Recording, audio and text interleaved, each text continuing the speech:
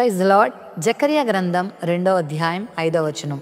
నేను దాని చుట్టూ అగ్ని ప్రాకారముగా ఉందును, నేను దాని మధ్యను నివాసినై మహిమకు కారణముగా ఉందును.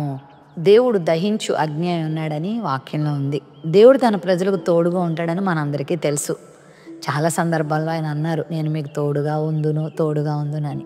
ఇశ్రాయేల్ కాలంలో వారిని నడిపించేటప్పుడు ప్రభు పగలేమో మేఘస్తంభంగాను, రాత్రేమో అగ్నిస్తంభంగాను ఉన్నారట. చాలా సందర్భాల్లో అగ్ని ప్రాకారాలు తన బిడ్డలకు ఆయన వేసిన సందర్భాలు కూడా ఉన్నాయి. ఎలీషా చుట్టూరు అగ్నిరథములు ఉన్నట్లుగా మనం చూస్తాం. సిరియా సైన్యం అతను మోహరించినప్పుడు అతని సేవకుడు చూసి బెదిరిపోయినప్పుడు, ప్రభువా వీని కన్నులు తెరవవా అంటే వాడి కళ్ళు తెరవబడగానే వాళ్ళ చుట్టూరు కూడా అగ్నిరథములు ఉండడం ఆ సేవకుడు గమనిస్తాడు. నిజంగా తన బిడ్డల విషయంలో ప్రభువుకున్న బాధ్యత, ప్రభువుకున్న ప్రేమ ఎంత గొప్పదంటే అగ్ని ప్రాకారమును దేవుడు వారికి ఉంచుతాడు. నిజంగా నువ్వు ఆయన సేవిస్తున్న బిడ్డవైతే, నిజంగా నువ్వు ఆయన అంగీకరించిన బిడ్డవైతే, నిజంగా నువ్వు ఆయనను విశ్వసిస్తున్న బిడ్డవైతే, నమ్ముతున్నావా? నీ చుట్టూ అగ్ని ప్రాకారం ఉంది.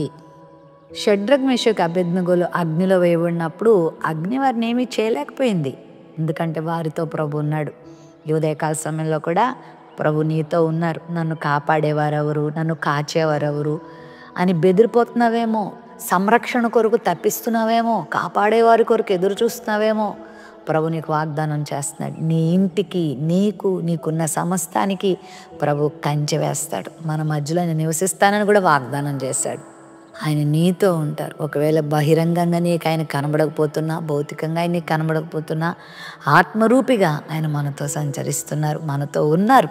కాబట్టి దేనికి భయపడద్దు, ఎవరికి భయపడద్దు, ఏ కష్టానికి భయపడద్దు, ఏ చీకటికి భయపడద్దు, ఏ దురాత్మకు భయపడద్దు, ఏ రోగానికి భయపడద్దు, ఏ కష్టానికి, ఏ బాధకి, ఏ శోధనకి నువ్వు భయపడద్దు.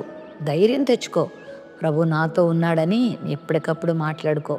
ప్రభు సహాయం నీకు ఎప్పుడు తోడుగా ఉంటుంది. ఆయన చెప్పిన వాగ్దానం, నేను నీ చుట్టూ అగ్ని ప్రాకారంగా ఉన్నాను, నేను నీ మధ్య నివసిస్తున్నానని.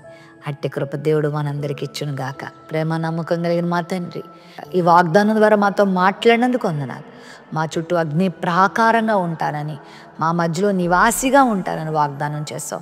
ఈ వాగ్దానాన్ని వీక్షించిన బిడ్డలందరి జీవితంలో ఈ ఆశీర్వాదాన్ని పొందుకునే కృప దయచేయమని యేసు నామమున అడుగుచున్నాం తండ్రి. ఆమేన్.